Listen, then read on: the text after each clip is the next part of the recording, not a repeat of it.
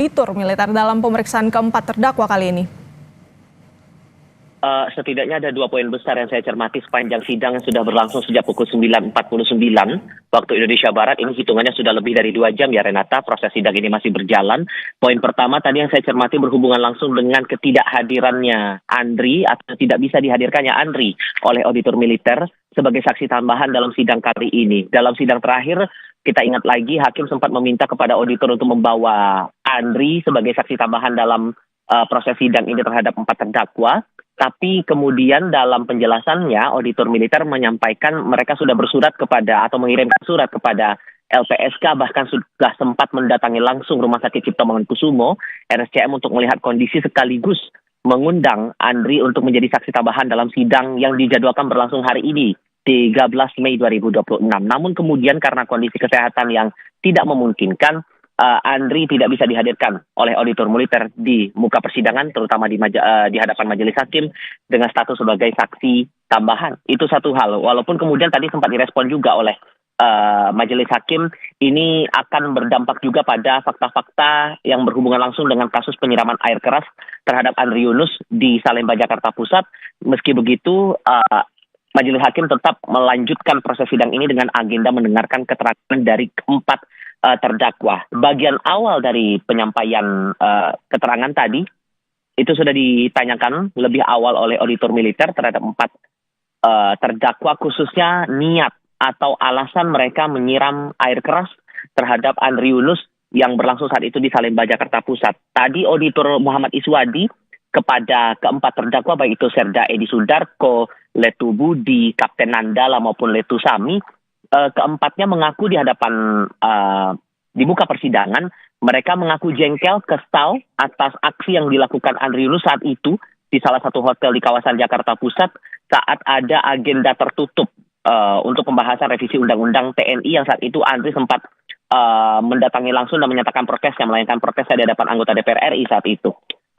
Salah satu hal yang menarik yang saya cermati adalah pernyataan dari Serda Edi Sudarko yang menyampaikan setelah menonton video aksi dari Andri Yunus yang mendatangi langsung area rapat tertutup DPR RI di hotel tersebut, ia terpancing emosi, bahkan menilai aksi Andri tersebut overacting, arogan, dan menginjak harga diri Tentara Nasional Indonesia atau TNI.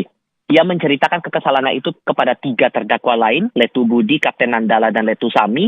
Barulah kemudian ada niatan untuk melakukan aksi untuk menyerang Andri Yunus. Tapi konteksnya, kalau dari pengakuan Serda Edi Sudarko, ia berniat awalnya hanya untuk memukuli Andri, namun ada ide dari terdakwa lain, Letu Budi, lebih baik tidak memukuli tapi menyiram dengan air keras. Waktu itu, ide menyiram air keras itu tidak dijelaskan menggunakan cairan apa, tapi oleh terdakwa Letu Budi, ia berinisiatif untuk menggunakan campuran air pembersih karat dan air aki. Tidak dijelaskan soal niatan itu tujuannya untuk mengejar apa, tapi yang diterangkan oleh Letu Budi dalam persidangan kali ini, alasannya demi lebih praktis dan lebih cepat efeknya terhadap Andri dan eksekusi yang dilakukan oleh Letu Budi bersama dengan 3 terdakwa lainnya. Soal kepemilikan 2 motor itu diakui oleh Kapten Nandala yang ikut menjadi terdakwa dalam perkara ini. Ia mengakui 2 motor itu dipakai, 2 motor miliknya itu dipakai sebagai sarana untuk mengikuti Andri Yunus dari kantor YLBHI menuju ke tempat eksekusi yang diakui oleh keempatnya tidak direncanakan berlangsung di Salemba, Jakarta Pusat. Namun di tengah proses mereka membuntuti Andri Yunus yang sudah menggelar kegiatan di kantor YLBHI, kemudian mengarah ke Jalan Salemba, Jakarta Pusat. Yang saya cermati tadi, dalam ruang sidang ini masih dalam penyampaian atau menggali keterangan dari keempat terdakwa oleh pihak penasihat hukum. Sebelumnya sudah oleh auditor militer dan tampaknya beberapa saat ke depan akan ada penggalian keterangan oleh majelis hakim di Pengadilan Militer 208 Jakarta, Renata. Oke, baik.